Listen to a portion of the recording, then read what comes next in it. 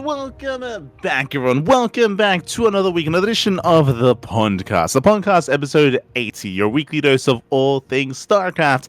I'm, of course, just VIP. With him, I'm joined by topics. By, of course, our lovely producer as well in the background, Kura. Kura. The people in the chat as well. Welcome, one and all, again, to the PondCast. Every single week, for the most part, we've been live covering the news of the week in StarCraft and StarCraft adjacent news as well. Of course, at the beginning of the year, we did take some weeks off, just taking a break, just enjoying the holidays, but now we're here. Now we are back on a regular basis, and we have a lot to get into.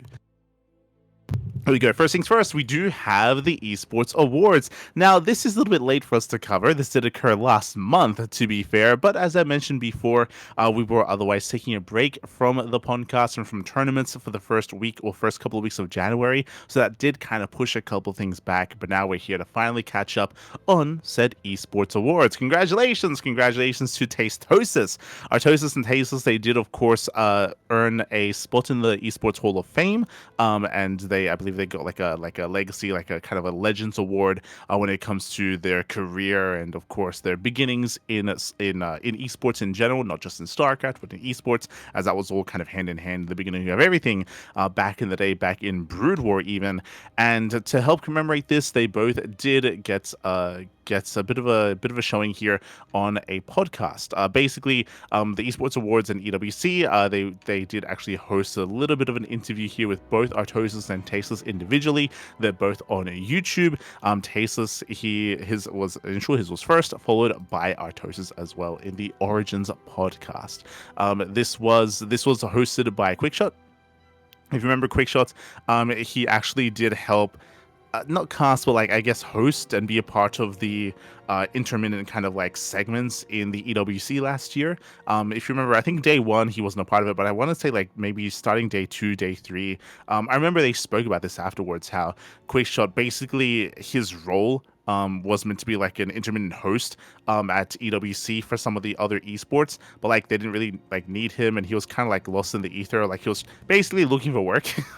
he was like, guys, I gotta film stuff, and I gotta do stuff for EWC, but I don't really have anywhere to go or anything to do. So he started going around to different basically esports that were occurring, be like, hey, do you need me? Kind of. And apparently he dropped by StarCraft, and they were like, no, yeah, hop on. Why not? It's like, sure. So he stuck around for the last couple of days. For the last couple of days, he became a little bit more of a mainstay when it comes to hosting. And if you remember, I think he did some stuff with the other hosts as well, with the main StarCraft II host at the time for EWC.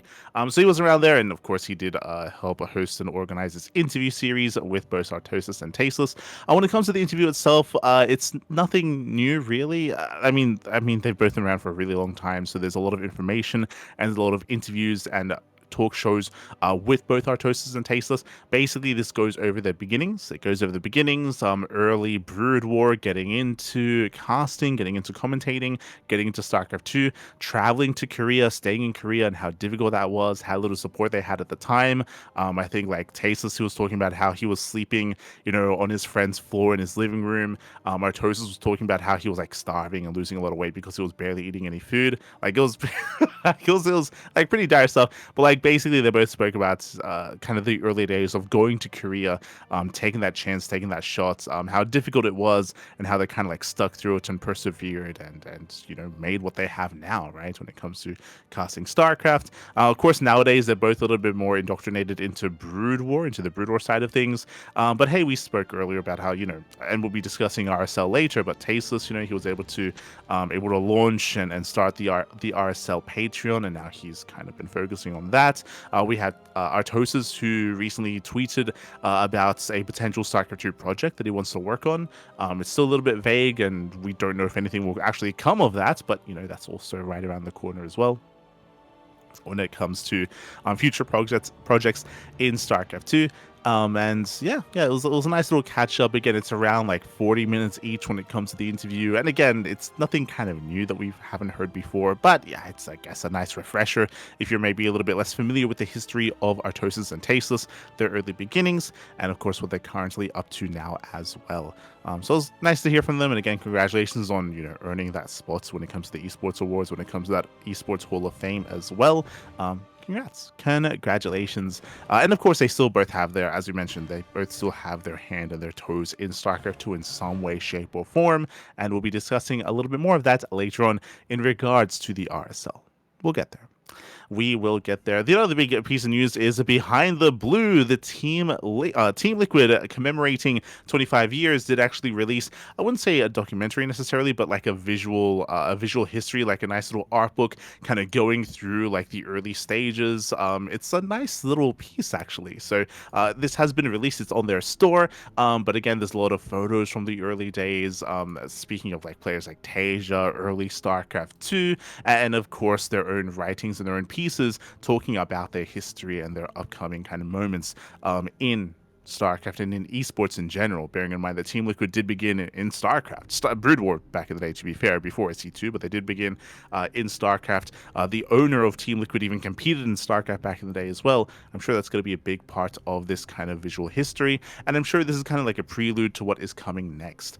For those that remember, something that Team Liquid hosted a couple of months ago now was kind of like a meet and greet in Korea. They also did one in Europe as well, but they began in Korea. They began in Korea with their ex-Korean players. Tasia was there, Hero, capital H, TL Hero.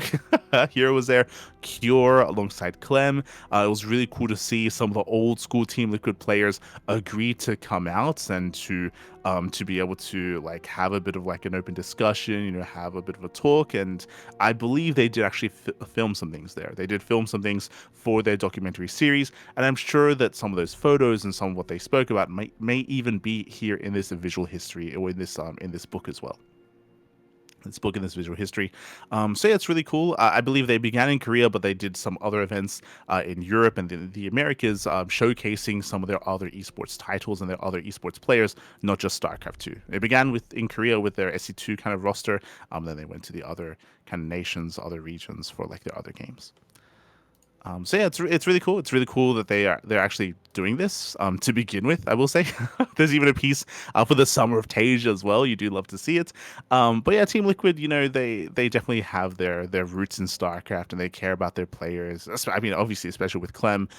We spoke about this during the Clem or during the TL docuseries, the EWC docuseries that they did have, and we kind of saw from their perspective at least how they experienced Clem's run. We did criticize it a little bit, talking about how the team owners were there for, was it Mobile Bang Bang? I think they were there for their mobile MOBA title, and they were not actually in Riyadh for Clem's StarCraft run, which is which was a little bit sad, not gonna lie. Like they were trying to portray it as like, oh, they got like on a Discord call with Clem afterwards, I believe. But like they specifically showed like the owners of TL going to Mobile Bang Bang, going to like some of the other MOBA titles to be there to watch them, to cheer for them as well, and to speak to the players. And then for Clem, like there were nowhere to be found. Even though he won, like this is covering like Clem's win at EWC, by the way, 2 years ago. But regardless, like they still care for their players, of course. They still have their TL, their StarCraft 2 roster, and they support their players. And I don't think we've heard anything from Clem like saying that like he's been mistreated or he doesn't have a good time at Team Liquid. Not at all. Like they definitely do care about their players, and again, that kind of goes to show when it comes to not just this, but also the meeting or the player showcase that they had in Korea a couple of months ago, and the upcoming documentary series or documentary that they are going to be releasing, which again, well, I guess we'll discuss a little bit later. But but again, this is available. So if you're a big fan of Team Liquid, if you're a big fan of especially some of the older days of Tasia, of Hero, of some of the older TL roster, Huck, of course, back in the day was a part of TL, and Ichi and TL and and all of that, then yeah, do consider checking it out. Again, I'm sure this is going to be an important history when it comes to just esports in general, is all documented here in Behind the Blue. Really cool. really cool to see. Up next, this is something that is a little bit new here that we don't often discuss. So maybe I'll pass it over to Kuro. But we do have the top Liquipedia contributors of January. This is something that has been done for years at this point. I can't remember when they started doing this, but for those who don't know, Liquipedia is a page that I'm sure everyone is familiar with, especially if you're in StarCraft. Like, it is common, it is normal to go to Liquipedia for brackets and for tournament results, even over the official brackets at official websites. Like, it's all on TL, it's all on Liquipedia. That's kind of what everyone goes to. But for those who don't know, Liquipedia is actually, contributed to, or it is made by the people, right? Like, it's a wiki. So basically, myself, Kuro, and other people out there, other community members, we take the time out of our own day to actually update, to actually put in scores, results, streams. All that information is done by the community. It's not like there's people that are necessarily dedicated to doing that. There are some like more hardcore contributors, of course, like Cynical, like Kashim, for example. True. Like, there are definitely some hardcore contributors that go out of the way to do as much as they can. But for the most part, like, this is, done as more of a passion project, and yeah, this is a way to kind of like shout outs and give some love to the contributors out there that do actually update Wikipedia on a regular basis. I don't know if Kura has anything to say about. Yeah, this is just a note because, as you said, like, this is something that's been done for the past few years, where they shout out the contributors every month. There was a yearly shout out as well that we did miss, so that was also a thing. And yeah, if you want to contribute. Or even, I was thinking about it, if you want to compete in StarCraft, but you don't know how to play StarCraft well, you can contribute to the Wikipedia and compete in contributions. Technically. There you go, true. No, that's but, funny. Oh, go on. No, because this is like, obviously, like, people like all the editors like do it, because they're editing the tournaments, but like it is a bit of like, small competition between editors, like, oh, who is gonna be like on this spot this month and stuff. So you can compete like that if you want. True. Shout out to Cynical for getting first place, HJ Alpha or HJP Alpha for second place, Kashim for third. Then we have Ethan Chung and Bukun for fourth and fifth, respectively. I'm sure they're up there because of everything that's been going on in the Chinese region, the Chinese scene, with Thunderfire, with Rongyi Cup, with all the Chinese community events as well. Like, they've been. I was gonna say that, like, you can see that, like, there are a bunch of like Chinese editors right now on the ranking because, as you said, there have been so many events. But I think pretty much Ethan and Bukun are like the two main sources of information on like most of the tournaments happening in China. Like, I see them everywhere all the time. For sure.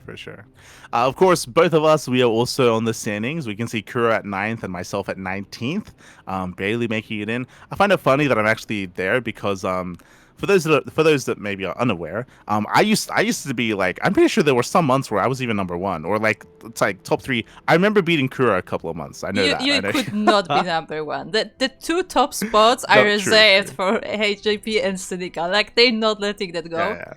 Kashim has fallen a few times. I will say there were a few times, a few months ago, where Kashim has fallen to like 6th place, which was crazy because that guy is editing like all the time. I don't know how he's doing it. Oh yeah, for sure.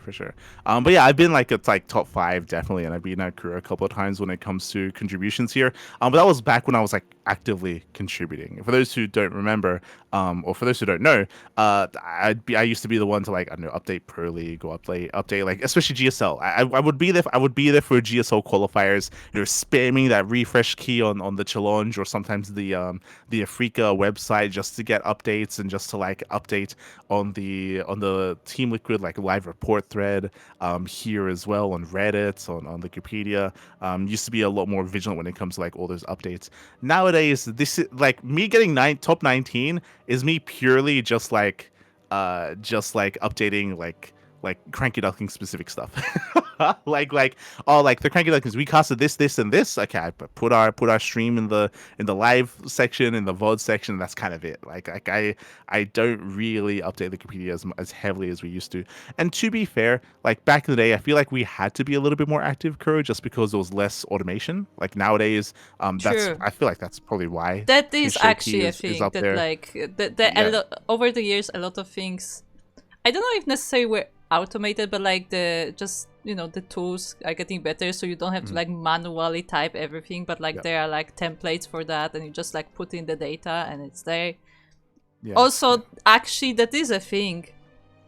I remember, I don't remember who it was, but somebody is actually does have like a bot that takes scores from challenge and uploads them to Liquipedia and just like auto updates. I think that's used for like stuff for like Monday Night Weekly or something. Like some of the weekly tournaments are updated that way. So that these is a kids thing. that they don't know how it was back in the day, okay? Where you had to manually put in every single score, you had to manually make all the brackets as well. The I still don't bracket know was how the hard how part. to do the new bracket. No, No, that was new the easy bracket part. is easy. I have no idea how to use the new bracket. See, the new bracket is easy because you have the tool where you say, hey, I want the 16 player bracket that's single elimination, and it just like gives you a ready copy paste with the entire code. Let me just copy paste my own bracket. Okay. But yeah. So nowadays there is a lot more like quote unquote automation, or even some scripts and some bots that kind of like fill in a bunch of information nowadays. And again, like I rarely kind of update the way that I used to. I do want to say, but regardless, it is really cool that they like keep track of this sort of thing and give shout outs. Yeah, I do want to say that where they are. Tournaments are not the only thing that can be updated on Liquipedia. If you're like, True. I still don't think that brackets are super complicated, but if you're like, still like, I don't want to mess with the code, there are a lot of player pages, team pages, like that have like biographies that could use some work, could use either, writing the biography that's not there, or maybe like fixing some mistakes that are there, like maybe some proofreading. So like there are still a lot of things that can be done, like, just writing the article. So it's not just like the data itself. Yeah, I remember something that I had to do. It was back again because of one of the other projects, but when we were doing the SSU birthdays, I literally went through every single notable player and I updated their Twitter handles, their Facebooks, their Instagrams. Like no one had Instagrams. Like I added all those socials to every single player, right? As you said, like if you are familiar with the player and you know their history, you can update their biography and you can, add some specific kind of feats that you recall or add to their history overall. If you're a little bit unsure of yourself, there can be other people that can like proofread and make sure. Yeah, I do want to point out that you do need a source for those things. Just so you do need a source. It is a wiki after all, so sources are necessary. For sure. But yeah, regardless, shout out to all the top 20 contributors here. And I mean, there's even other people that we are familiar with here, like Maralekos, like Katlin Canuck, Defiance, and Tigoret, Nux happening as well, Cabby Ray, Cabby Ray, Thorn. So yeah, big shout out to all the contributors here, and hope to see some more contributions in the coming months. Hope to see. As that leads us into our next bit of news here, that leads us into Universe. Universe, the Korean Terran player, has concluded their military service. Military service did conclude and is looking for a team. Was streaming, and we actually did raid them a couple of days ago as well. So streaming has begun once again, is back to looking to compete. Really cool to see. For those that don't recall, Universe, not to be confused with the Mexican Zerg player Universe, is the Korean Terran Universe instead. He was more of like an up-and-coming, I would say, amateur player in the Korean scene. I would say was a step below players like Quanta, Genio, Honmono, Percival, for example. Universe was very, very active, especially during the COVID era of StarCraft. But never quite really reached kind of like the accolades of like Code A or Code S or anything like that. Towards the end, before military service, he did actually start hosting tournaments, hosting show matches. If you remember, like we were even casting some of the Universe show matches as well towards the end. So he was giving back to the community and hosting some events. And yeah, it's really cool to see that he's back and he wants to compete. He wants to improve, and he did join a team. He did join Exceritus Esports.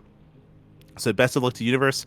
I was going to say that, like, it's going to be difficult to break into the scene, but we have seen rapid growth from certain players if the passion is there, if the dedication is there. Like, the biggest example of that is Percival. Like, Percival, he has improved an insane amount over the past year. Like, it's been a year since he returned from his own retirement, and Percival, he like he has gotten insanely good. Like he's even beating, we'll get into it, but he's like beating players like Beyond on a regular basis. Of course, he beat Classic during our Tuna Cup monthly for December as well. Like Percival, he and I feel like the rate of improvement is still like it's still going. Like he's still getting better and better over time. Like it's crazy just how good Percival has gotten in such a short period of time, especially after he, I would say, kind of plateaued for a long time as well. So yeah, it's crazy. It's crazy, and we'll see if Universe can maybe follow suit. You know, I'm hoping the Percival can maybe inspire some players that are maybe kind of like in the middle of the pack that are lacking that motivation or lacking that inspiration, and maybe they can get that with Percival.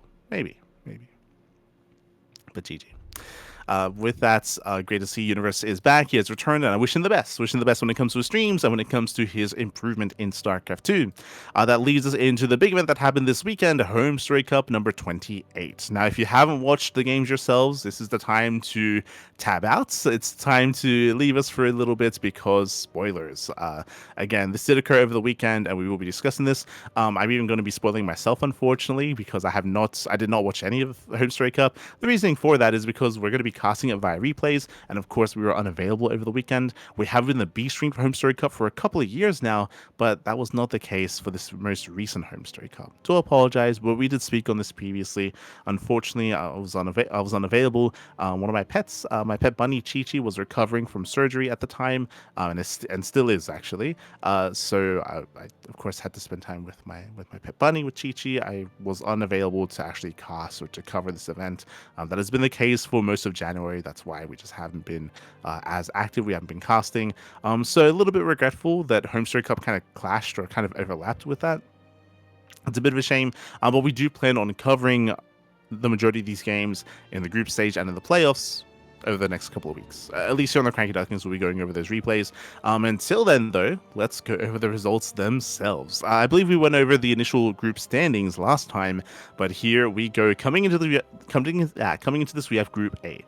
Group A, it was a 6-player group, and coming into this, I feel like we did have a lot of high hopes for both Zaun and Lambo.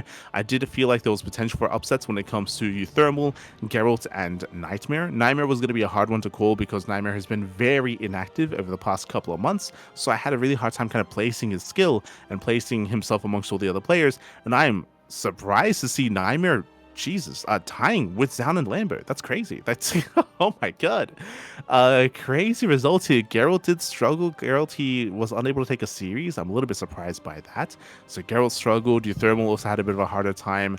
But yeah, Nightmare, he popped off, taking down Geralt, taking down Euthermal, taking down Kelazar. Nightmare even beat Zaun. That's wild. Yeah, Nightmare beat Zaun, and the only player that Nightmare lost to was Lambo. Likewise, Lambo, he did end up losing to Zaun, and of course Zaun did end up losing to Nightmare. So they kind of went back and forth between Zaun, Nightmare, and Lambo. And in the end, the score lines and the map scores were barely in favor of Lambo and Zaun over Nightmare. But it was very close. Jesus, very, very close. Nightmare, he almost clutched it out. Almost. And again, I'm very impressed by Nightmare's performance, considering just how inactive Nightmare has been. GG. That leads us into Group E. Group E, coming into this group, I had high hopes for Serral and Ryung to make it through, and Ryung did not actually make it through here. He did struggle that much more. SOS popping off instead. I'll be honest, SOS has been very, I would say, hasn't been getting the best results ever since his return to StarCraft. He has been struggling to kind of get any momentum, but really impressive to see him doing well here as well. Very, very impressive. SOS took down Jumi, took down Mana, took down Holy Hit, went down to Serral, and did beat Ryung. Like, I was definitely looking forward to SOS versus Ryung to see how they would compare to each other, but Ryung did actually falter here and did have a harder time in the group stage. Shout out to both Serral and SOS for making it through. Coming into Group C, if you recall, I think I called this the Group of Death. Like, I definitely felt this was a harder group to call, both Group C and Group D. But Group C had Clem, Gabe, Laser, Christiana, Harstem, and Fiant. I had some high hopes for Laser, considering his recent performances in open tournaments, Christiana as well. But Christiana, Harstem, and Fiant all did struggle, only winning a single series each. Meanwhile, Laser was more in the middle of the pack, and Gabe did pop off alongside Clem. Clem was the heavy favorite, of course, and I believe Gabe, he dropped a map to Fiant. Oh my god, Fiant. Did drop a map to Fiant, did drop a map to... Actually, Gabe, he dropped a lot of maps, but when it came to series, he only lost to Clem. Only lost to Clem. So again, strong showing there by Gabe, as Gabe and Clem do make it through in first and second place. Meanwhile, we have Group D. We have Showtime, Rainer, Skillus, Trigger, Baby Marine, and Ledlix. Coming into this, the two heavy favorites were Rainer and Showtime, but I did mention at the time that I felt like it was going to be very close between Showtime, Skillus, and Trigger. Like, I felt like Skillus and Trigger definitely had potential to make it through as well.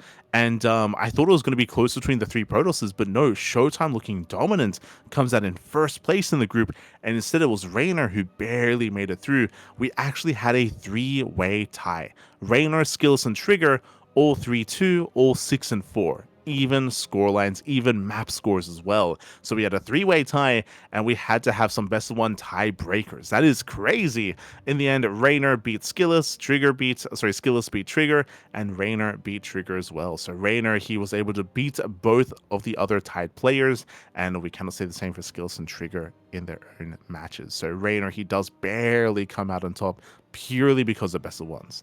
So there's a world where Rainer fails to get out of the groups. That would have been crazy. That would have been crazy.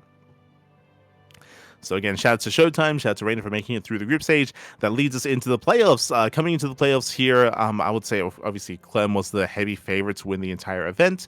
Outside of Clem, there are some players that can threaten him. I would say that Rainer has a good showing. I would say that Rainer typically has a stronger showing compared to Cyril against Clem, at least traditionally. Likewise, we could have seen Zaun or Showtime, one of the Protoss players, threaten Clem as well. Getting into the playoffs, we had Gabe versus Zaun. Gabe does take down Zaun 3-2, went all the way to the ace match. Intense best of 5 there, as Gabe barely comes out on top. Showtime, he 3-0s SOS. Showtime does advance on to face off against Gabe. Clem 3-0s Lambo, and Cyril takes down Rainer 3-1. It's such a shame that Cyril and Rainer had to face in the first round. As I mentioned before, I do think that Rainer would have posed a greater threat to Clem. Traditionally, if you've been watching their matches, Rainer, he does often have a better showing against Clem. Cyril, he did fall 3-0. Again, Clem, he does have a more dominant performance against Cyril, just because of their play styles, just because of how they compare to each other. Clem 3-0, Cyril 3-0's Lambo. He takes down Showtime 3-1 in the upper bracket finals to make it to the grand finals. Looking down lower bracket, Gabe takes down Cyril. That is an upset. That's crazy. Out of all the matches here in the quarterfinals, that's the craziest one. Gabe taking down Cyril 3-2. That is huge for Gabe. Oh my god. And then he does fall to Showtime. Showtime takes down Gabe 3-1, and then Showtime falls to Clem once again at 3-1 in the grand finals. Congratulations here to Clem, as he is the champion. Again, he did come in as the heavy favorite to win the entire tournament. Typically, players that can threaten him are players like Cyril, like Rainer, like Classic, Hero, some of the other Korean players, but again, very Korean light at HomeStory Cup, and Rainer never had a chance to play against Clem. I would have loved to have seen them play and face off. I do feel like he probably was the biggest threat to Clem in this entire bracket, but they never did play, and Clem had an easier time and a stronger showing in those playoffs. GG. GG, well played. So congratulations to Clem, and a shout out to Showtime, because Showtime also performed quite well here. He took down SOS, Gabe, and Gabe again. I mean, again, these are kind of like the results that we expect here out of Showtime. I feel like, to be honest, I feel like we could have maybe have seen a different result if Cyril had beaten Gabe. I can definitely see a world where Cyril takes down Gabe and then Cyril takes down Showtime. Then we have a Cyril versus Clem finals instead. I still feel like Clem wins that. But again, just winding it back, that's why that was such a big result and such a big upset, was Gabe defeating Cyril and never allowing Cyril to face off against Showtime. So crazy win there for Gabe. Crazy win. Very impressive. GG. GG. Yeah, I feel like that Gabe result is, like, to me at least, more important than the other matches here in the playoffs. That's crazy, bro. That's crazy. I can't wait to see those games myself. Can't wait to see them. Sure, they're gonna be good. But with that, congratulations to Clem. He does claim the win. He's going to be this season's, or this iteration's, HomeStory Cup champion for HomeStory Cup number 28. And also, I guess, kind of to commemorate this, I don't think they initially planned it, but at the time, there was a Team Liquid producer at the event itself, and they were actually able to unveil a teaser of their upcoming documentary. There is an upcoming documentary for Team Liquid. We kind of alluded to it earlier, but it is The Game That Never Died, Team Liquid SC2 documentary going over the history of StarCraft II, or specifically Team Liquid in StarCraft II, going over Tasia, Hero, Cure, Clem, all their players, and again, the history of StarCraft and their rise and fall of some of their players as well. So they did release a teaser trailer during the HomeStory Cup events, so that is a part of the VOD, and I'm sure they've posted it somewhere, or I'm sure they will post it somewhere if they haven't already. So yeah, they did tease that. Bearing in mind this is separate from the novel or from the book that they released, referring to the Behind the Blue Team Liquid history. But I feel like it all comes hand in hand, right? I feel like what was written there and what was kind of taken there is also going to be a part of the actual video documentary. On top of that, if you watch the teaser, they did actually show off some footage from that event a couple of months ago, from that kind of like fan signing, like fan meetup event, the Team Liquid event, with Tasia, with Hero, with Clem, with Cure, right? All these players, old and new, kind of like coming together again. It looks like they again did film some things with those current and ex-players for this documentary. So again, filming was done there, which is really cool to see. I would love to hear more from Tasia and from Hero, and again from times gone by as well. It would be nice to kind of catch up with them and kind of get their perspective and see all this come together. Bearing in mind this is separate from the Comeback Kid Clem documentary that is being made by Comeback TV. Bearing in mind that it is going to be separate. Comeback TV, they're doing their own Clem-focused documentary. Meanwhile, this is a more Team Liquid history documentary, which will be covering Clem, of course, but also their older players as well. And their kind of rise in StarCraft. So definitely a lot to look forward to. Meanwhile, that leads us into the RSL. Sorry, I almost said RSL. That leads us into Rongyi Cup. Rongyi Cup Season 3. Now, if you've been watching us and you've been following the CranKy Ducklings, we've been covering the group stage and even the playoffs of the Rongyi Cup, and initially we were hyping it up, talking about how the finals will be offline, right? It's gonna kind of lead into a big offline event, at least for the two final players. But we did recently receive an update a couple of days ago, explaining that unfortunately, due to circumstances that maybe they went into in greater detail, we weren't able to translate the announcement itself, but as a bit of a wrap-up, or as a bit of a TLDR, unfortunately, they will not be able to have an offline finals. It does mean that the finals for Rongyi Cup is going to be online on Saturday. In 2 days. In 2 days' time, it'll be online. So it's a bit of a shame. We were definitely looking forward to it, but regardless, I'm sure it's going to be an amazing event. But it is going to be an online-only event instead. So unfortunately, it looks like there were maybe some issues with the venue, with the bookings, and they maybe had to reschedule, but they didn't want to delay it for too long or clash with some of the other events, bearing in mind that RSL is around the corner as well. PiG Sty Festival is around the corner, so the schedule is quite tight, so they wanted to kind of wrap things up and not really delay any further, so they agreed that it's going to be an online finals, and look forward to it. Here on the CranKy Ducklings, at least, we already wrapped up the quarterfinals. We're going to be casting the semifinals tomorrow, and of course, the grand finals will be live on Saturday, and we should be able to cast it live. We should be able to, fingers crossed. Fingers crossed. Meanwhile, that leads us into our next bit of news. That leads us into, hey, we spoke about RSL. RSL, the Rival StarCraft League. The first season of 2026 is upon us. We have confirmation that it does begin March the 7th. March 7th to April 5th. It's going to be a month of StarCraft, a month of RSL, the qualifiers into the group stage, into the playoffs. Now, I'm most curious to see how they schedule themselves. If you recall, one of my big criticisms of the RSL was just how few matches that they would actually have during a broadcast. There would be days where they would have like a 2-hour broadcast day, just really, really short casts, just because how few matches that they would actually showcase.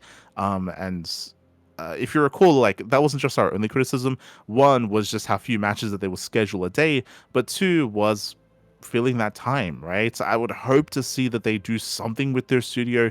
Again, bearing in mind that they rented out a studio space, they have cameras, like they're in Korea. It would be ideal to make use of that, right? Hey, you're in Korea, you have access to translators, you have this big Patreon, why not bring some players on to guest commentate or to have a brief discussion on, to have them on for RSL After Dark. We used to do something like this for ANZ Champs, if you remember, bringing on NXZ, for example, or bringing on Oreo, just have like a brief discussion, getting into the event itself or getting into the broadcast day, hearing their thoughts, talking about the meta, or even just, chilling out and just hanging out even as well. Again, to have a studio and to have a studio space specifically in Korea, and to have all these players that happen to be local to the Korea, happen to be be regional in Korea, take advantage of that. That's what I would want to see out of RSL, is make better use of what they have available to them, and the players that are nearby, and take advantage of that in some way. Whether it's even players or maybe even just other casters and content creators in the space, in esports in general, not even just specifically in StarCraft. Like, I feel like there's a lot of potential with what they can do, and hopefully they can take that on board and improve moving forward, and bring us a greater and better product, which I feel like they can achieve. So we'll see. We shall see. To hope they can bring that all together. Meanwhile, when it comes to the event itself, we do have our 4 confirmed seeded players. We have Hero, Classic, Zound, and Raynor. They are the top 4 of the offline finals. So we have 3 Protoss and 1 Zerg player already confirmed. Meanwhile, we do have the qualifiers. It's going to be, we have the America server qualifier, the Korean server qualifier, and the European server qualifier as well. Bearing in mind that I believe that these qualifiers are only server-based. They are not region-locked. So anyone can compete. And again, this will be taking place over the course of the next week, on the 14th of February. Yeah, 14th of February and the 15th. Yeah, technically, I think they're all 14th of February, like depending on the time zone, which is pretty funny. Yeah. It's all Valentine's Day. Depending on the time zone. Yeah, like for me, it's the 14th and 15th of February. So it's going to be a very jam-packed day of qualifiers. We historically did cast the RSL qualifiers, but again, as I mentioned before, our availability is very limited nowadays, just because of what's been happening IRL. So solid maybe on that one. We might be able to cast a couple, maybe not all of them. Just looking at the schedule here, there's a very high chance that we cast the Korean qualifier. There's a high chance we cast the Americas qualifier. There's a low chance that we cast the European qualifier. Just as a heads up. Technically, I could do all 3.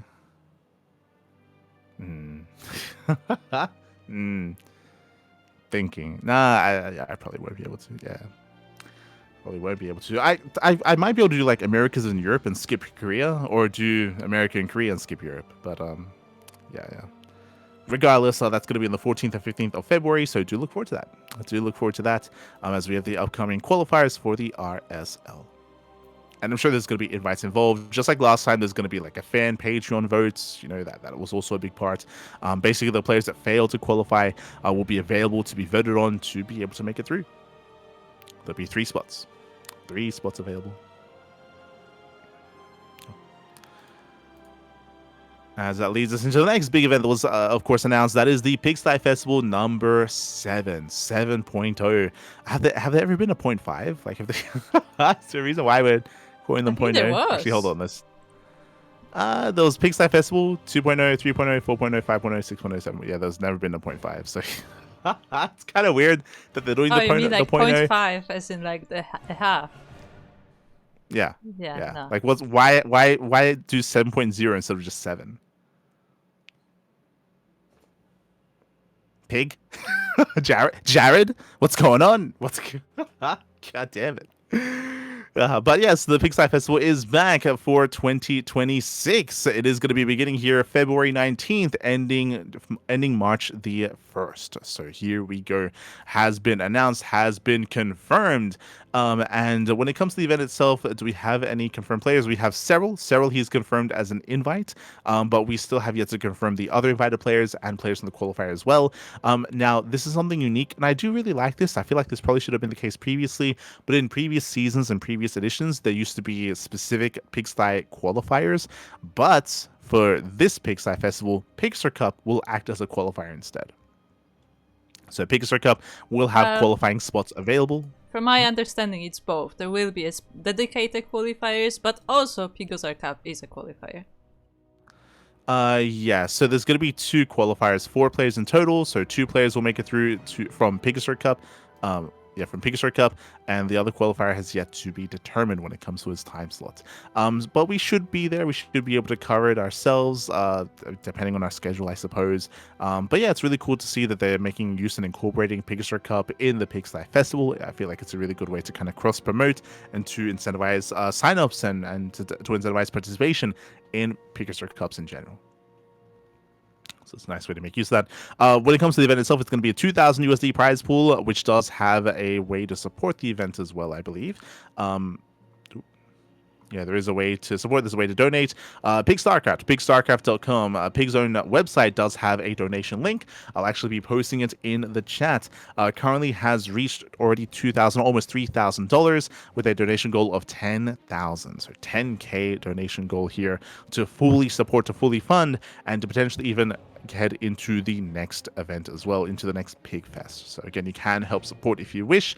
Donations are going to be open for the near future, allowing for community support, allowing for the crowdfunding for the event.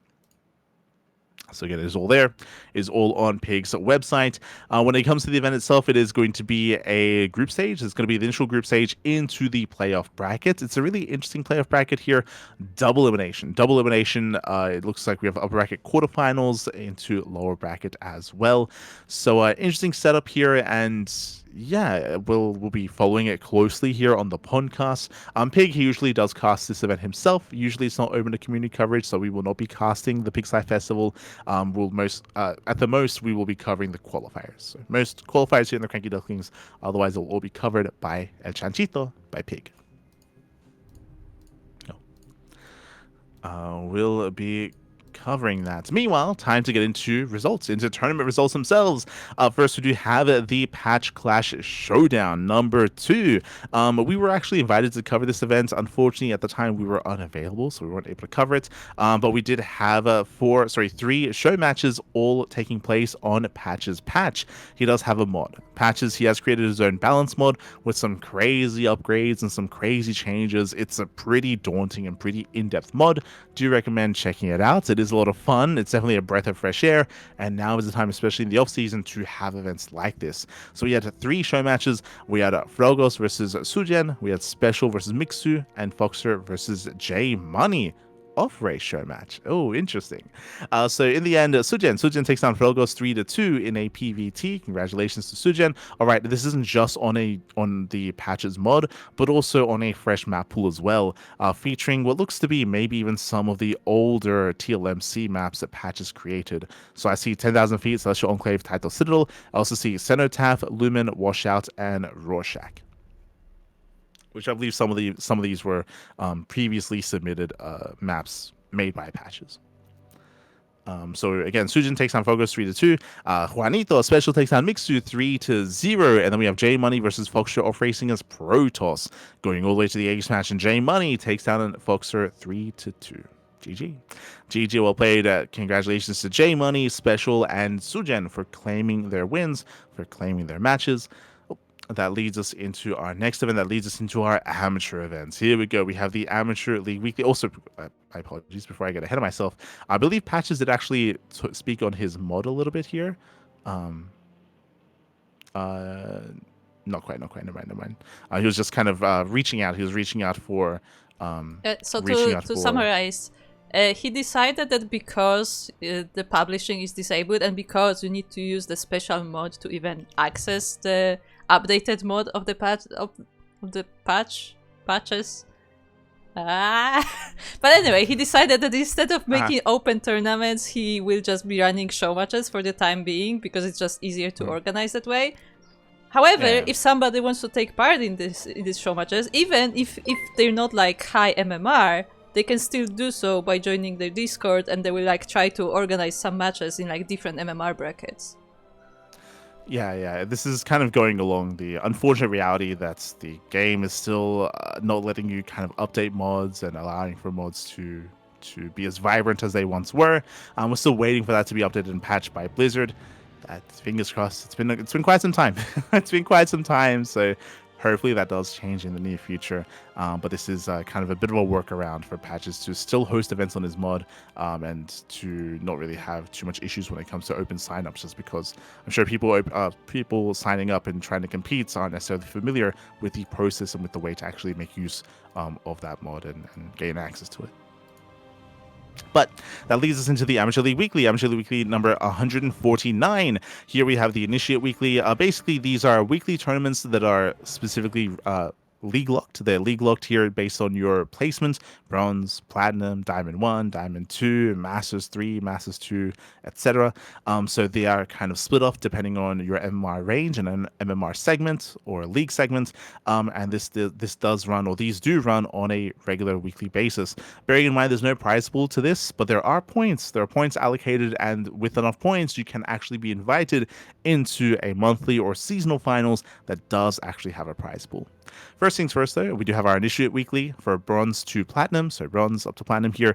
We do have some regulars. We have Dollar Tree Dipper, we see Checo TV, X-Decker, who I believe was the previous champion even, and he does make it into the top 3, but instead this week we have Dollar Tree Dipper taking down Mondri the Man, taking down X-Decker, and taking down Mondri in the rematch 3-2 in a best of 5 finals. Goes all the way to the ace match. Congratulations to Dollar Tree Dipper. GG. GG, well played. That leads us into the veteran edition for Diamond 3 and Diamond 2. Here we do have some other regulars. I see Choi Galaxy, I see Sugar Cult II, Balimko as well. I'm unfamiliar with Barks. I don't think I've seen Barks before, actually. So we have a newer face to the scene. Didn't we see him last week? I think he first appeared last week, actually. It's possible that I might have said the same thing about Barks last week, and that is kind of true. So I did see Barks. He did play last week. He didn't go anywhere near as far, though. So Barks, he does make it all the way to the finals, takes down Balimko 2-1, takes down Sugar Cult II 2-0, and he does fall to Pretty Fly in the finals 3-2. Also went to the ace match. Also went all the way up to game 5. Meanwhile, a big shout out to Luisa GGG. God, baby God. Thanks so much. Thanks so much, Luis, for the raid. Hope you had a great stream. Hope you had a great ladder session. Hope you had a great time. Bienvenidos. Gracias, papi. Gracias. Yeah. Thank you so much. Thank you so much for the raid. We do appreciate it. Again, we're just going over the results, the tournament results of the week here on the podcast. Again, Pretty Fly does come out on top here, coming in from the lower brackets, actually fighting hard. He took down Revo in the lower brackets, took down Balinko, took down Sugar Cult II as well. It was not an easy run there for Pretty Fly. GG. GG, well played, does claim the win. That leads us into the Prestige Tournament, Diamond 1 to Masters 2. Here we have more regulars. We have Steez, we have Boreal, we have Beast, we have Medic Jr., I see Set, I see Miss Crimson, Blade of Fire as well, so a lot of regulars. In this event, we do see Steez. Steez initially takes down Beast 2-1 to make it to the Grand Finals. Beast, he does recover, takes down Boreal, and comes in and does win in the rematch. This time does not go to the ace match, but he does win 3-1 over Steez. GG. GG, well played. Beast does come out on top. That leads us into the Elite Edition for M1 and GM. And I see a face that I have not seen in quite some time. Hatsu, of course, plays in almost everything nowadays. But 3 points. It's been a while. I haven't seen 3 point in a bracket all year. Like, it's been... Yeah, it's been a long time, so great to see 3 point is still around. He took a bit of a break, but no, he is back. He's returned, and 3 point does claim the series 3-0 over Hatsu. This might have to do with SEL. StarCraft Evolution League, they did announce that their weekly tournaments, or their Open Cup, is returning, I believe this weekend. Hopefully everything goes well with that. As we mentioned before, I know there are a bunch of issues when it comes to arcade maps, and hopefully everything runs smoothly. But they're going to be back this weekend, so potentially 3 point is getting back in shape, as I'm sure he's going to be part of that. I'm sure. As that leads us into Nation League. Nation League Season 7. The new season is upon us. Nation League with a brand new logo as well. Looking good, Bappy. Looking good. They have the new logo. They have the new setup for 2026. Again, Nation League is a team league. Is a MMR restricted team league, to be fair. But it is a team league here, bringing together all these nations. We have Team Taiwan and Japan. That's an interesting pairing. I don't think I've seen Taiwan and Japan team up in such a way. And what's interesting is that it's Team Taiwan Japan. They don't have any Japanese players. God damn it. Maybe one of them has double citizenship. You don't know. Yo, they couldn't reach out to Tapioca? Yo, we could have had Boba a part of this. They might still be able to sign him. They might be able to. It's possible. It's possible. God damn it. But To yeah, be we got fair, Team Taiwan and / Japan. I was Purely gonna with say I don't know. Taiwanese I don't know players. if they have like a restriction that you cannot like add more players later. Maybe. Yeah, we'll see. We'll see. So they do have their team. They have Undertaker. Undertaker's a player that we are familiar with, alongside Ming AOA. We have Example, Nisizhao, Ian. Oh, is that Ian? Is that Ian? Maybe. It's possible that they might just have the ID Ian and they didn't fix it and it just links to Ian instead. Yeah, I think so because he's listed as Protoss and Ian used to be Zerg. So To be fair, that should be a different Ian. that could have changed over the years, but yeah, someone would have to confirm. No, there's a higher chance it's going to be a different Ian. So until proven yeah. otherwise, that's my assumption. Meanwhile, we do have Team Bolivia. We have Charlie Cox, we have Galahad, Facebooka, Havertz, Crossstroke, and Endeavor. A team with a pretty hefty lineup. We have Team Brazil. We have Arez as the team captain. We have Laser. We have Purple, Adonan, Elevolts, Void, Mitsuji Shin, Vitorino, and Mathis as well. Another pretty high-profile team here for Team Brazil. We have Team Costa Rica with Neo being the team captain, followed by Neo Shine. Lovely. Wither, Eon off racing, bearing in mind that because of the MMR restrictions, Eon is going to be off racing as Protoss instead of playing his main race as Zerg. We then have Shadex and we have Van Reer as well. True, that might also be the reason why Ian is Protoss. If that is the actual Ian, then to compensate for that, he might be off racing. So then he's playing at a lower MMR level. True. Might be the case. Meanwhile, we have the team Czechaholic. We do have Team Czechia. We have Nuxman. We have Amber Drake, Majdi. We have Biri and Rathak. This is a team and some players that I'm very unfamiliar with. I will say that. For Team Ecuador, we have Kevin, ECW. We have Milo. We have Guti Ecuador. We have Lechero, and we have Krieg as well. We do have some players there that we are familiar with. We have Team Germany. We have Mac, Chris 2. We have Lutrax. We have Violin. We have Regal. We have Timo, Mad Max, Madman, and Wally. They're crazy. They're mad. Not to be confused with Mad Max, of course. Yeah, I'd like to believe that they both they both don't know each other at all, and they just happen to have similar usernames, and they just happen to join Team Germany. Like, I want to believe that's the case. I don't think this is coordinated. I think this is random. I think it just happened. That'd be beautiful. If only Mac was mad. That would be chef's kiss. Meanwhile, we have Team Guatemala. We have Boreal, who we are familiar with. Again, he did play in the Amateur League Weekly previously, if you recall, for the M2 edition. We have Imba Secret, Maximo. We have Jaco, Eral. We have San Savior, and we have Miamod as well. Most of these players I'm unfamiliar with. I do know Maximo, and I do know Boreal, but that's kind of it. That leads us into Team Hungary. I would say this is one of these meme names that the guy is called Miamor. I just imagine the cast. Somebody's casting this and constantly saying "mi amor." This must sound great. we had I love Uv. Like, I mean. Yeah, but this one doesn't have, like, this is more like, you know, like you keep saying it as if you're saying it to someone. Great. We had Love Your Girlfriend, right? Team Love Your Girlfriend. That was the thing. Yeah. Like, we've had had similar things. Meanwhile, we have Team Hungary. Team Hungary, we have Aztecs as the team captain, followed by Winter, Bali, Ibra, Cheese, Milka, Panda, and Order GG. That's a hefty team. A lot of players here that are regulars when it comes to amateur events, like Ibra, like Milka, like Bali, like Winter as well. So definitely a team that I'm looking forward to that does have a lot of potential, I will say. We then have Team Italy. We have Loviuf.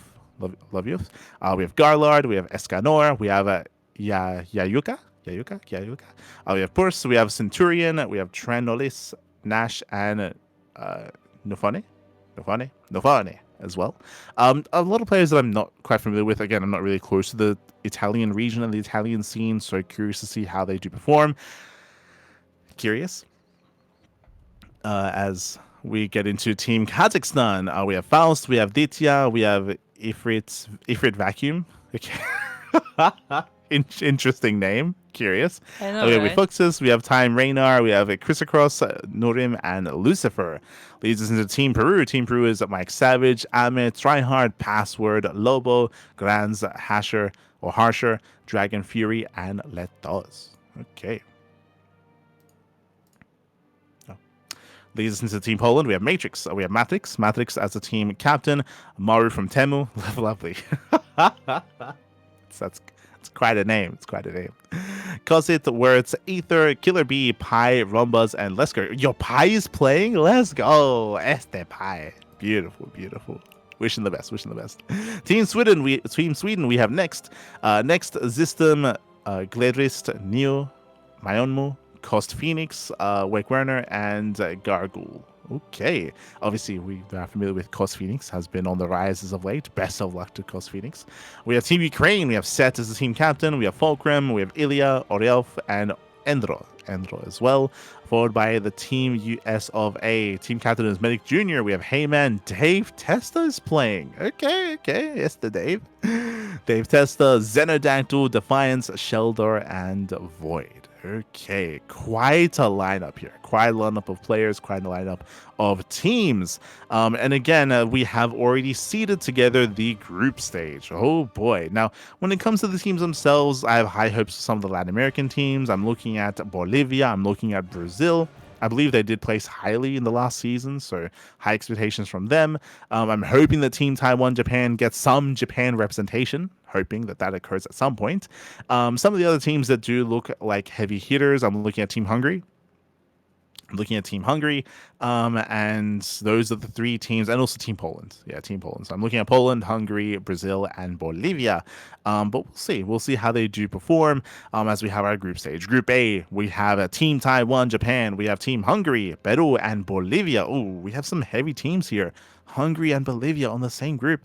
We have Group B, we have Guatemala, we have Germany, Ukraine, and Kazakhstan. Group C is Sweden, Poland, Ecuador, and Italy. Group D is Costa Rica. We have Czechia, Team USA, and Brazil. Oh boy.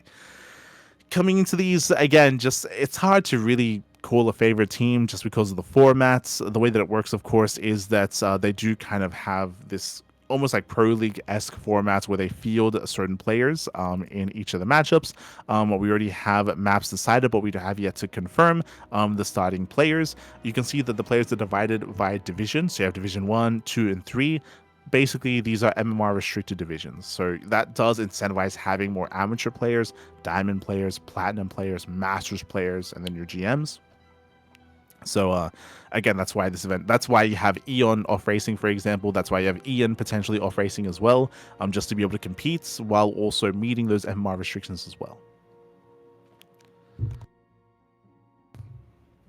But coming into Group A, I'm gonna boldly claim Hungary and Bolivia. I know that Taiwan and Peru have a lot of potential as well, but I'll be leaning towards Hungary and Bolivia. Group B, we have Group B, I'm gonna lean towards. I'm a little bit biased for Ukraine because we have Set. He's our boy, Papi. So I'm a little bit leaning towards Ukraine there. Kazakhstan likewise also has some other players that we have casted in the past as well. I'm gonna lean towards maybe Germany and Ukraine.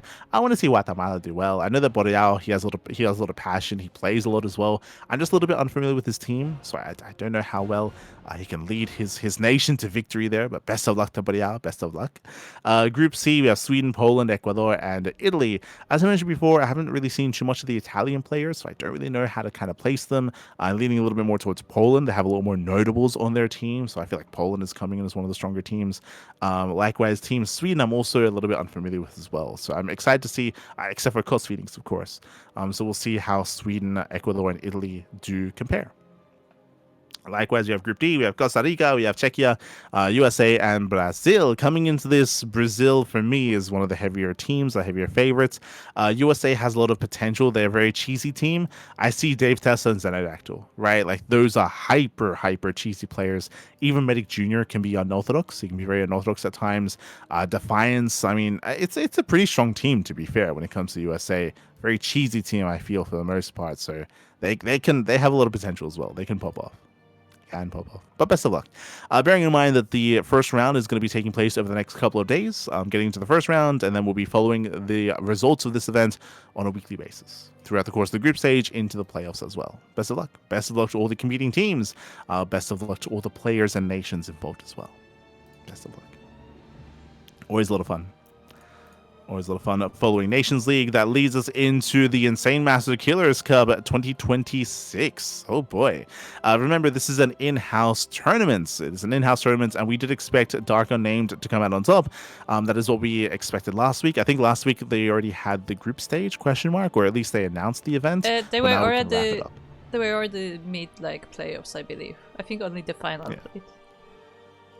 Okay. So we do have the finals concluding here, and Dark Unnamed, he does... I love how for the finals they have the names reversed. But Dark Unnamed, he takes down Jonathan. Jonathan takes down Raza and takes down Boreal without dropping a single map. Yeah, Dark Unnamed, again, he was the heavy favorite to win the entire tournament. Dark Unnamed, he's an ex-pro player. He's an ex-pro that retired for a long time. Boreal, he's got a lot of love from us, but alas, does pale in comparison to Dark Unnamed. So congratulations to Dark Unnamed for claiming the win. GG. GG will play. That leads us into Chicken King Cup. Chicken King Cup at number 8. Again, this is a monthly-ish tournament. I believe we already saw the group stage previously, but now we can delve into the playoffs. Here we go. The playoffs did actually take place. We already went through the group stage. Kingslayer. We had Kingslayer versus, I believe, is that Millennium Fox? I'm gonna hold on. I believe so. Yep. So Millennium Fox takes down Kingslayer 3-1. Big win. If you recall, I was actually looking forward to that series because they're both very young players and they both have a lot of potential. Meanwhile, Jello Loves takes down his opponent. I think that's Tsukino. No, sorry, that's Nanyu. That's the other one. So Jello Loves takes down Nanyu 3-1 to advance on to the semifinals. Jello Loves was the favorite player there. We then have claiming the 3-0 is that Shafei. Yeah, there we go. That's Shafei. Shafei takes down his opponent 3-0 to advance on to the semis, and then we had Dai Yoneko. Oh, that's a player I'm not familiar with. Dai taking down his opponent 3-0. Wait, no, sorry, that's Silky, right? That's Super Kitty, right? God, I can't believe he changed his name. Yeah, that's Silky. So Silky, if you remember, he changed his name to Super Kitty for a little bit, as a bit of a meme when he was competing for Super Kitty. He actually is on the team, so he name changed, and I just Google translated his name because I was like, who is this? Who are these characters? And yes, it is Big Cat. It translates to Big Cat or quote unquote Super Kitty. That is Silky. For some of these tournaments, he's calling himself Super Kitty. Shaking my head. Where one day we'll have standardization amongst IDs on Liquipedia so that we know who the hell everyone is. God damn it. So Silky takes down his opponent 3-0. Silky then takes down Shafei 3-0, and Silky goes up against Millennium Fox. Millennium Fox took down Jolo Loves. That's a big win for Millennium Fox, and we can see Millennium Fox even taking 2 maps off of Silky as well. Very, very nicely done. Silky was coming in as a heavy favorite, but it's great to see some of these younger up-and-comers threaten him like Millennium Fox. GG. GG well played. Again, congratulations here to Silky. Does claim the win for all Super Kitties out there. Shaking my head, as that leads us into our next event. That leads us into the Best Zerg in China 2026. It's a tournament dedicated to Silky. That's God damn it. Scrolling down, who do we have here? We have 10 Zerg players and 6 other race players that I would imagine are off racing. But we have Latte, we have Rewhite, Silky, Smile. We have, I believe that's Nanyu.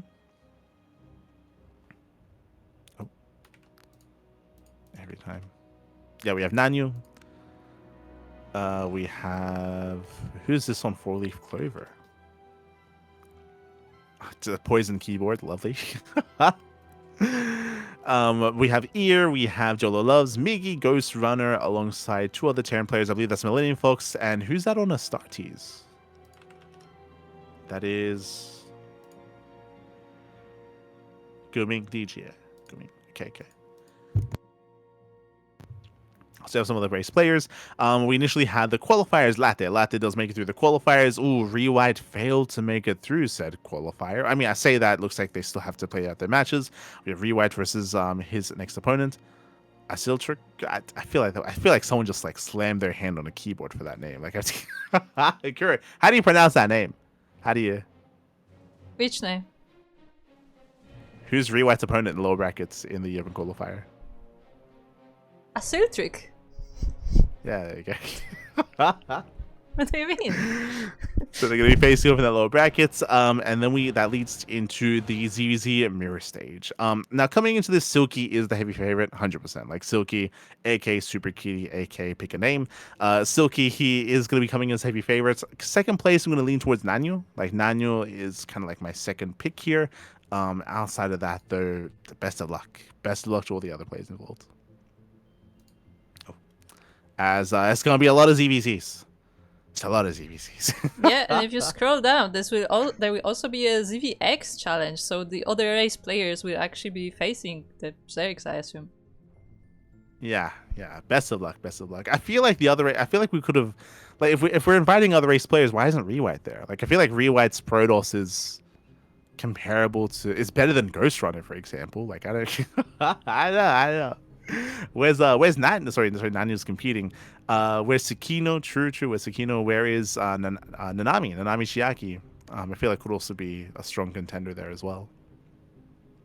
Give me my Nanami. But regardless, best of luck to all the Zerg players involved. Again, Silky will come in as a heavy favorite. We'll see if anyone can stop Silky in the ZVZs or even in the other show matches as well. That leads us into Legacy Weekly Japan, number 489. These are the players that we have to message to play in Nation League. God damn it. We have Tapioca. Tapioca takes down Hirakui, takes down Psyarch, and takes down Vaisravanya 2-0 in the finals. Congratulations to Boba, to Tapioca for claiming the win. No surprises here. Again, Vaisravanya has beaten Tapioca in recent weeks. True.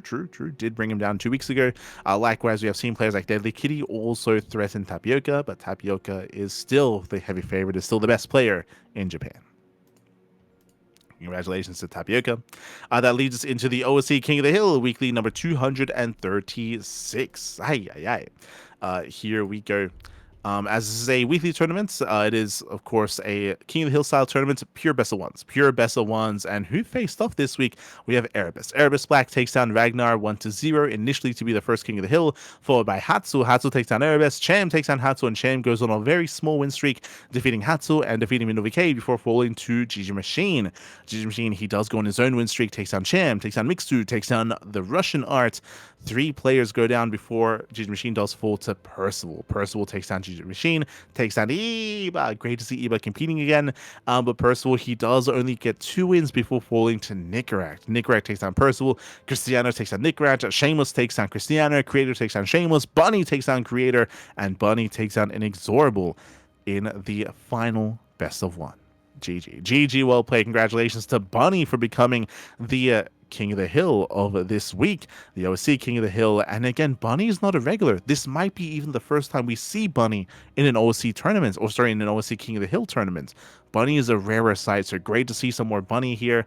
Again, we have some key players, but really short win streaks. Cristiano only winning 1, Shameless only winning 1, Creator only winning 1 as well.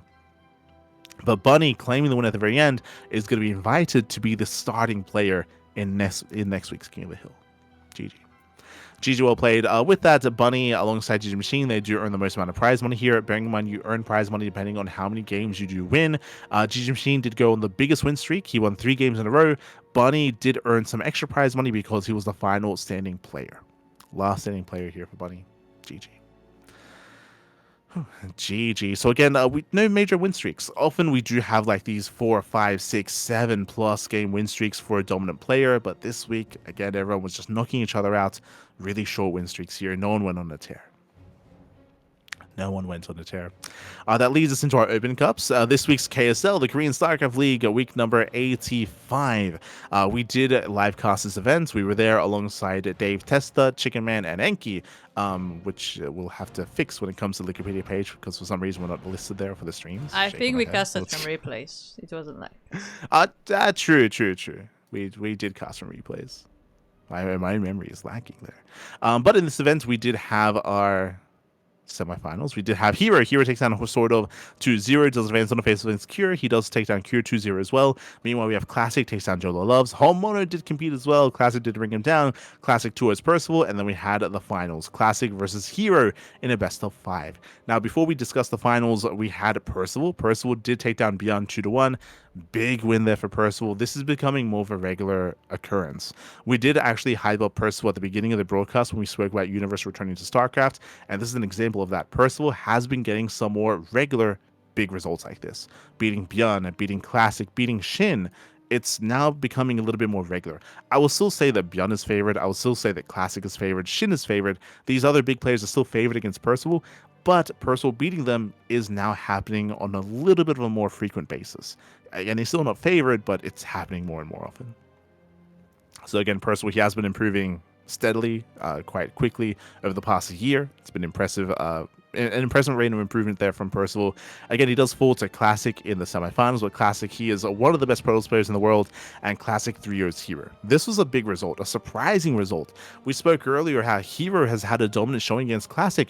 Hero beat Classic in the finals of RSL in December. Hero beat Classic in the finals of OSC Championship. Like Hero, he's been beating Classic in these big premier events and is the favorite in KSL, but this week Classic does get his revenge. So GG, congratulations to Classic for beating Hero. It's been a long time coming. It's been he vents his frustrations, takes him down 3 years. GG. GG, well played. That leads us into the Ladder Legends Academy Open Showdown number 1. Ladder Legends, of course, they are a coaching kind of service, and they recently have been hosting events. They have been hosting these events in recent times. Shout out to Draven. I believe Draven has kind of been spearheading that initiative. So big shout out to Draven, as he has been looking for casters for said event as well. I believe Defiance did cover the event himself. And this event, did we actually have any limitations here? One moment. Just open signups. Okay, it was just open signups. Open signups, it was a 70 USD prize pool. We had a Beyond, we had Defiance, we had Ateshi, Azura, we had Art, Universe. Hey, Universe was there, Rebellion, Shameless, Medic Jr., Creature, Patches, Nicarat, Eon, Gooders, and a couple of others. Coming into this event, Beyond was the heavy favorites, but hey, look, Art was able to take a map off of Beyond. Likewise, Shameless also did pose a threat as well, also taking a map, but in the end, congratulations to Beyond. Does claim the win here. Meanwhile, we have Shameless coming in second place, Art in third, Nicarat in fourth. GG. GG, well played. Whether this becomes like a regular event is still hard to say. Whether this becomes like a weekly or a monthly or a bi-weekly. Currently, it says Liquipedia tier weekly, but you have to confirm, right? We'll see. We'll see if this does become a regular weekly event. Regardless, congratulations to Bjorn. That leads us into the Wardy TV Monday. Wardy TV Monday number 72. If you recall, Maxpac and Clem, they've been having a bit of a harder time in this event. This event did take place, I believe, like 2 days after HomeStory Cup. I think it was yesterday. I think yesterday, if I recall correctly. No, sorry, 2 days ago. 2 days ago. But we did have Maxpax. Maxpax was able to compete. I believe Clem may have still been recovering from the weekend and from HomeStory Cup. So no Clem here, no Clem in sight. But instead we had Max. He takes down Beyond 2-0, Percival 2-0, Classic 2-0, and Hero 3-1. Max has been struggling over the past year in PvP against Classic and against Hero, but this week he does pop off. Big wins here for Max. Takes down Hero and Classic. Congratulations. To make it to the finals, Hero did take down Rogue and Cure, so some big wins there for Hero to make it that far. Classic, he was the one that took down Solar in the quarterfinals as well, but in the end, congratulations to Max. Also, okay, shout out to Nice for taking down Shameless. Nice, he is a retired player, and he rarely competes, but every time he does, he pops off. So shout out to Nice for bringing down Shameless. GG. GG, well played. That leads us into the PiG Cup. PiG Cup number 67. Oh, un momento. This was this morning. Yesterday morning even.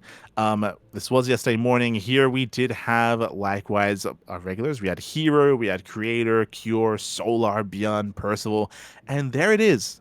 We saw Percival take down Beyond in KSL, and here it happens again. Percival 2-0s Beyond. Stronger showing in PiG Cup. Again, this is just becoming more of a regular occurrence. More of a regular occurrence here. So congratulations to Percival. Takes down Beyond 2-0. But he does fall to Solar in the semis. Solar takes down Percival 3-0 in the semifinals. Hero takes down Creator 3-1. And then we had a grand finals one all the way to the H match. Solar takes down Hero 3-2 in a very close and very clutch finals. GG, well played. Congratulations to Solar. My condolences to Hero. Did go far, did do well making it to the finals, but does fall in the end to Solar. GG. GG, well played. Congratulations to Solar, does claim the win. Whew, as that does close up our Open Cups of the week, that leads us into the Wardy TV Winter Cup, which has been taking place over the past couple of weeks. We may have already gone through the group stage, I think. Correct? Part of it. Yeah, but part of it. I remember now. At the time, Group D wasn't even seeded because we were missing invites. We were we were missing invites, so we didn't even have Group D. It looks like that was a little bit last minute and last second. Rex was kind of invited and thrown on, so shout out to Rex for competing, of course. We already went over Group A, B, and C. If I recall. Yeah, we already went through those groups. But Group D was Max, Shin, Showtime, and Rex. Looks like there was a big delay and a big break between Group C and Group D. Shin and Max make it through. Showtime barely doesn't. Again, Showtime has been looking good as of late, but Showtime, he does fall to Shin and fall to Max. So Showtime, he is out of the tournaments, and instead Shin and Max to advance on instead. That does formulate our playoffs, which actually takes place in half an hour. That is going to be in half an hour. We have Max versus Young Yakov in a PvZ. We have Hero versus Beyond, Classic versus Shin, and Creator versus Cure. Okay. Oh, it's a bit of a shame that Max and Hero are on the same half of the brackets. Coming into this tournament, I would say that Max and Hero are the two favorite players to win the entire event, but it's single elimination and they're on the same half. They're both in the upper half of the bracket, so they will knock each other out. I do still favor them to face off in the semis. Best of luck to Beyond, best of luck to Young Yakov, but Max and Hero are very in form at the moment. Max did just beat Hero in the Wardy TV Monday, so potentially we could see a repeat of that, or we could see Hero get his revenge. We often do see them trade back and forth. I do traditionally favor Hero over Max, so I'm going to lean towards Hero to make it to the grand finals from the upper half of the bracket. That's my prediction. Meanwhile, from the lower half, we have Classic, Shin, Creator, and Cure. I have a hard time counting Shin out. Like, my brain says Classic. The Classic just makes it to the finals, and it's going to be like a Hero versus Classic finals again. Like, they play so often in the finals recently.